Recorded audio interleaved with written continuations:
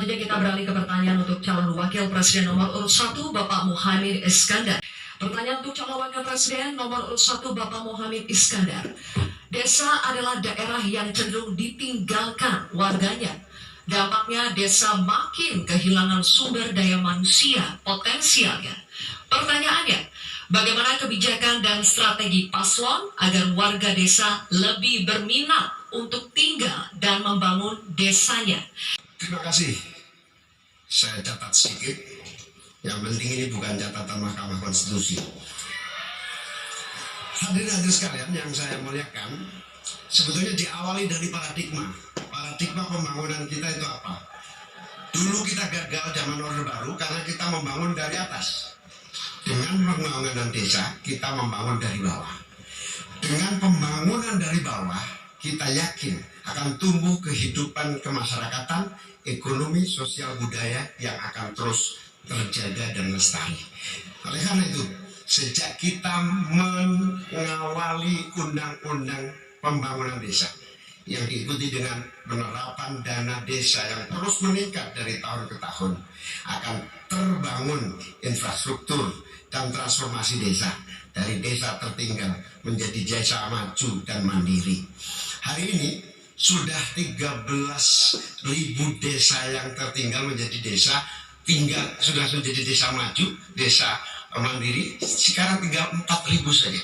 Ini bukti bahwa infrastruktur kita berjalan baik, dana desa terlaksana dengan baik, sehingga masyarakat desa semakin kerasan. Nanti ke depan kita akan siapkan lagi, naikkan lagi anggaran 5 miliar per desa. Agar apa? Tidak hanya infrastrukturnya yang baik, tetapi juga ada kehidupan ekonomi yang tumbuh melalui BUMDes, melalui berbagai kegiatan wirausaha yang tumbuh, pertanian, peternakan, ekonomi kreatif tumbuh di desa, sehingga orang tertarik di desa. Jadi infrastruktur beres, pembangunan sarana prasarana tumbuh, kegiatan ekonomi memadai, dan desa terjaga menjadi komunitas yang membanggakan, sehingga masyarakat tidak lagi tertarik menjadi urbanisasi, tapi cukup kembali ke desa, membangun desa untuk pembangunan bangsa.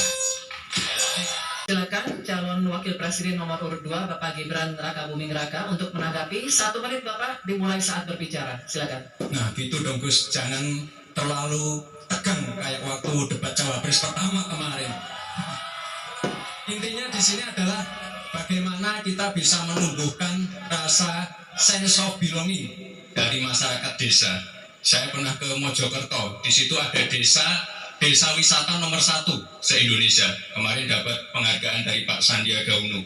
Intinya adalah ini adalah desa wisata dibangun dengan crowdfunding. Jadi masyarakat desa punya saham di destinasi wisata tadi. Jadi ini salah satu contoh yang baik cara bagaimana agar masyarakat desa tidak meninggalkan desa atau mencari pekerjaan di kota. Kita bangun sense of belonging, kita ingin program-program yang sudah dijalankan di Mojokerto ini juga bisa dijalankan di desa-desa yang lain. Terima kasih.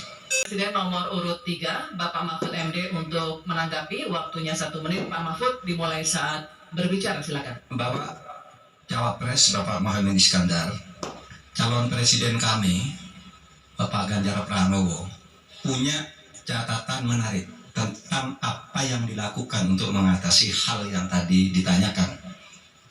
Pertama, ada program 1000 embung, ada program desa mandiri, mandiri energi dan mandiri pangan, kemudian pembangunan irigasi. Lalu di daerah istimewa Yogyakarta ada satu daerah Panggung Harjo namanya. Desa Panggung Harjo itu dikenal sangat maju. Koperasinya jalan, irigasinya jalan, UMKM-nya jalan. Dikelola oleh desa itu dengan baik. Nah masalahnya sekarang sebenarnya ada pepatah Deso Mowo Joro, Negoro Mowo Toto. Ini yang di daerah-daerah lain tidak jalan. Negara terlalu intervensi ke desa dalam soal-soal administratif. Terima kasih.